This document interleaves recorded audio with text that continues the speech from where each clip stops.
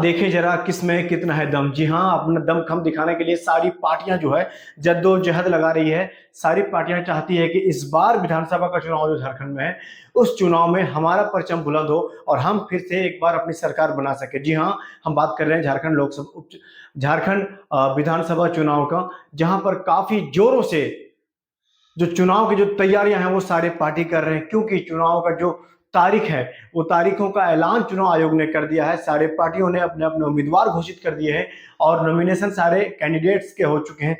अब लड़ाई जो है एक दूसरे पर आरोप प्रत्यारोप का दौर चल रहा है। देखना यह दिलचस्प होगा कि आने वाले दिनों में 23 तारीख को जो रिजल्ट है वो रिजल्ट किसके पक्ष में जाता है और कौन है जो झारखंड का अगला सीएम बनेगा। आइए इसी पर बातचीत करते हुए हम लोग आज जानने की कोशिश करेंगे कि झारखंड के जो सीएम होंगे वो कौन होंगे, और हम लोग सभी पार्टियों के एक प्लस पॉइंट और एक माइनस पॉइंट के बारे में बात करेंगे। किन पार्टियों की क्या कमजोरियां रही पिछले कुछ समय में, कि अभी उनके परफॉर्मेंस में क्या फर्क पड़ सकता है, और किन पार्टियों के किन ताकतों के साथ वो चुनाव लड़ रहे हैं। आइए इन्हीं सब मुद्दों पर हम लोग बातचीत करेंगे। तो सबसे पहले हम लोग बात करते हैं अभी जो सिटिंग पार्टी है, यानी जेएमएम और कांग्रेस के गठबंधन की सरकार, हेमंत सोरेन के बारे में। देखिए, इस लड़ाई के रेस में जो है हेमंत सोरेन काफी आगे हैं, क्योंकि हेमंत सोरेन अभी सिटिंग मुख्यमंत्री हैं, उनके पास ज्यादा संसाधन है अभी अपने प्रचार को, अपने बात को रखने के लिए। लेकिन वहीं दूसरी ओर बीजेपी है, जो काफी मजबूत पार्टी है, जो केंद्रीय पार्टी है, जिनका केंद्र में सरकार है। तो काफी हद तक ये भी संभावना है कि उनके भी चुनाव को पासा पलट सकते हैं। और तीसरे नंबर पर हम लोग बात करेंगे जयराम महतो, जो काफी तेजी से उभर कर सामने आए, जिन्होंने लोकसभा में अपने साथ 8 उम्मीदवार उतारे थे। उन्होंने चुनाव काफी जोरदार तरीके से लड़ा भी था। हालांकि वो जीत नहीं सके थे, लेकिन उनका जो वोटिंग परसेंटेज था, लगभग 8.5 लाख वोट उन्होंने सारे लोकसभा सीटों में जहां जहां से उन्होंने अपने उम्मीदवार उतारे थे वहां से उन्होंने पाया। अब सवाल है कि जयराम महतो भी इन दो पार्टियों को काफी जोरदार टक्कर दे रहे हैं। तो क्या वो बन पाएंगे मुख्यमंत्री? क्या हेमंत सोरेन फिर से वह रहेंगे मुख्यमंत्री, या फिर बीजेपी का कोई मुख्यमंत्री होगा? हालांकि बीजेपी की हमेशा ये रणनीति रही है कि बीजेपी ने कभी भी अपने उम्मीदवार को जो है साफ तौर पर जाहिर नहीं किया है। बीजेपी की मतलब उनकी अपनी रणनीति रहती है कि प्राइम मिनिस्टर नरेंद्र मोदी जो है वो कभी भी चेहरा जो है, मुख्यमंत्री का जो चेहरा है वो क्लियर नहीं करते हैं, क्योंकि पार्टी में बहुत सारे चीजें होती है। कुछ लोग अपने जो टीम के नेता से नाराज रहते हैं, कुछ लोग खुश रहते हैं। सिर्फ शुरुआत में अगर इन चीजों को कर दिया जाए तो हो सके कुछ लोग नाराज हो जाएं और वो पार्टी बदलने लगे और वो इधर से उधर हो जाए, पार्टी को इससे नुकसान होता है। अब बात करते हैं हम लोग सबसे पहले कि कौन बनेंगे झारखंड के मुख्यमंत्री। से सबसे पहले मुद्दा हम लोग ये उठाते हैं कि पहले पार्टी जो है बीजेपी।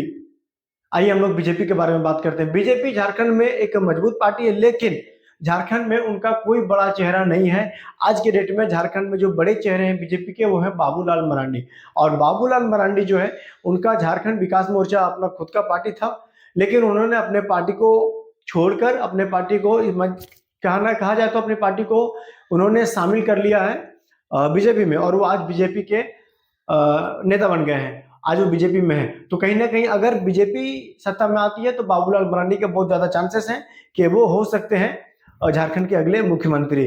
लेकिन सवाल यहाँ पर यह है कि क्या बीजेपी के किन किन बातों से जनता बीजेपी की तरफ जाएगी? कुछ कुछ चीजें हैं, क्योंकि झारखंड एक आदिवासी क्षेत्र है और यहाँ पर बीजेपी उतनी मजबूत नहीं है। हाँ, दूसरे नंबर में महतो वोट बहुत ज्यादा है यहाँ पर, जो एक निर्णायक भूमिका निभाते हैं हमेशा। लेकिन उनका जो वोट बैंक है वो सिर्फ बीजेपी को वोट नहीं देगा। इस बार उनका वोट में बंटवारा हो जाएगा। वो किन किन पार्टियों की तरफ जाएगा वो हम आपको आगे बताने वाले हैं। तो ये है बीजेपी का माइनस पॉइंट, कि उनको बहुत ज्यादा उन्होंने झारखंड में एक्टिव नहीं दिखाया है।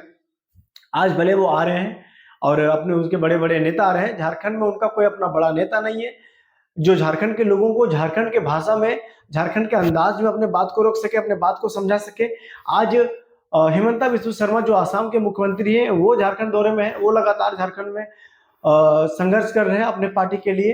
और दूसरे नंबर में हम बात करेंगे शिवराज सिंह चौहान, जो पहले मुख्यमंत्री थे मध्य प्रदेश के, और मदन लाल मुख्यमंत्री बनने के बाद वो केंद्रीय मंत्री बने, और केंद्रीय मंत्री बनने के तौर पर वो बीजेपी के नेता होने के नाते वो यहाँ पर आए हुए हैं और वो भी अपनी पार्टी के प्रचार प्रसार में लगे हुए। लेकिन दोनों ही नेता झारखंड के बारे में उतनी गहराई से नहीं बात को रख सकते हैं, उतने अच्छे से नहीं समझा सकते हैं, क्योंकि आप जिस क्षेत्र में जाते हो, आप आदिवासी समाज क्षेत्र में जाते हो, तो उन लोगों से किस अंदाज में बात करना है, उन लोगों की क्या जन समस्याएं हैं, छोटी छोटी बातों को किस तरह से रखना है, वो एक बाहरी नेता आपके अंदाज में आपके क्षेत्र में नहीं रख सकता है। तो ये एक माइनस पॉइंट है बीजेपी के लिए। दूसरा, अगर हम प्लस पॉइंट की बात करें तो बीजेपी एक बड़ी पार्टी है, एक बड़ी पार्टी है, इनके पास संसाधनों की कमी नहीं है।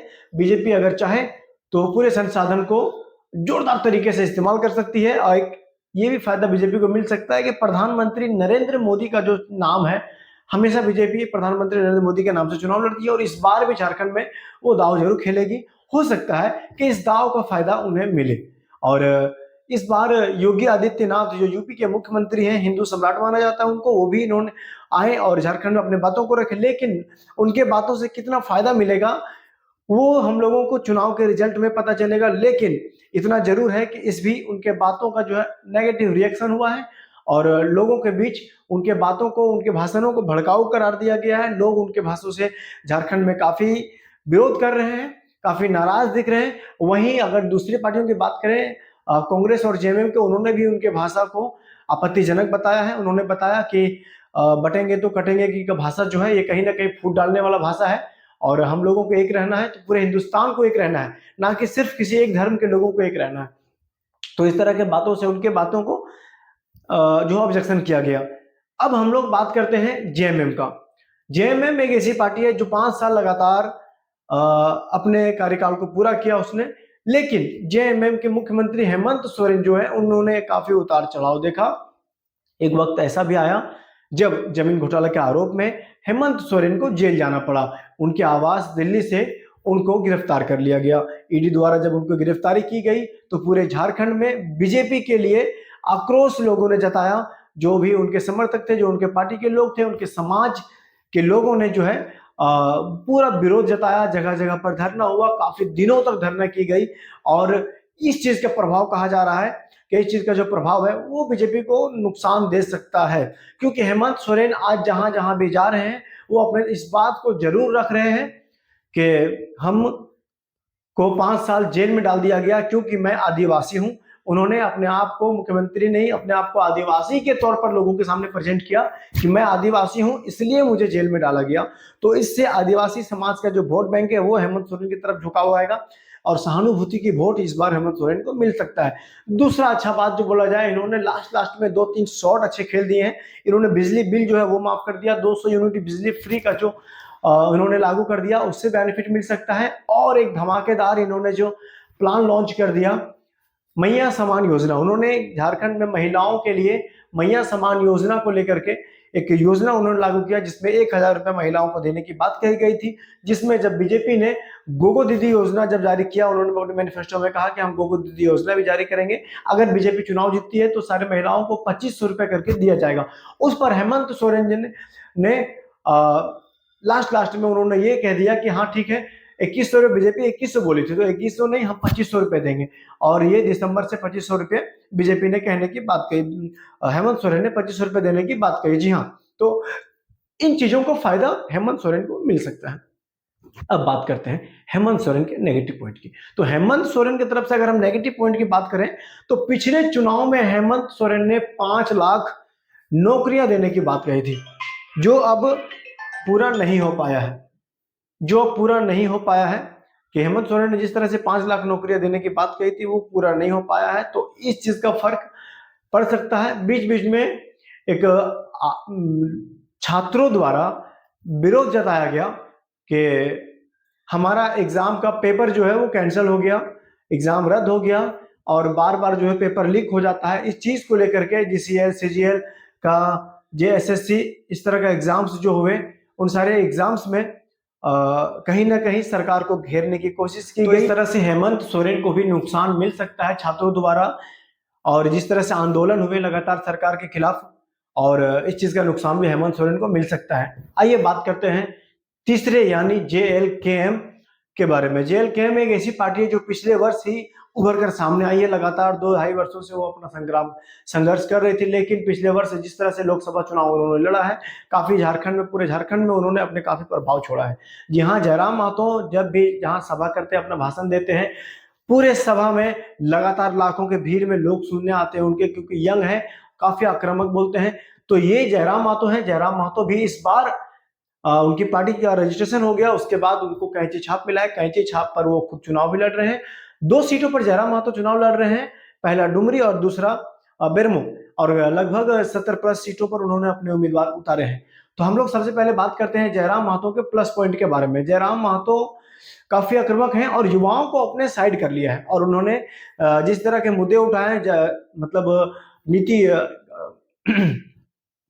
नियोजन नीति, और जिस तरह के नौकरियों के बारे में सवाल उठाया उन्होंने, जिस तरह से यहाँ के जमीन के बारे में सवाल उठाया उन्होंने, जिस तरह से यहाँ की बेरोजगारी के बारे में सवाल उठाया उन्होंने, जिस तरह से बाहरी नेता के बारे में सवाल उठाया उन्होंने, तो हर मुद्दे पर, सरकार के हर मुद्दे पर उन्होंने कहा कि जिस तरह लोग यहाँ से पलायन करके बाहर जाते हैं और यहाँ से बाहर आते हैं, बीच में ये भी देखा गया कि जयराम महतो ने, जो लोग प्रवासी मजदूर थे, बाहर में कार्य करते थे, वो लोग जब उनकी डेथ होती झारखंड आती थी, उस समय वहां पर पहुंचते थे और सरकार को घेरने की कोशिश करते थे और परिवार वालों को सांत्वना देते थे। तो ये चीज भी जयराम महतो को कहीं ना कहीं एक फायदा दे सकती है चुनाव में।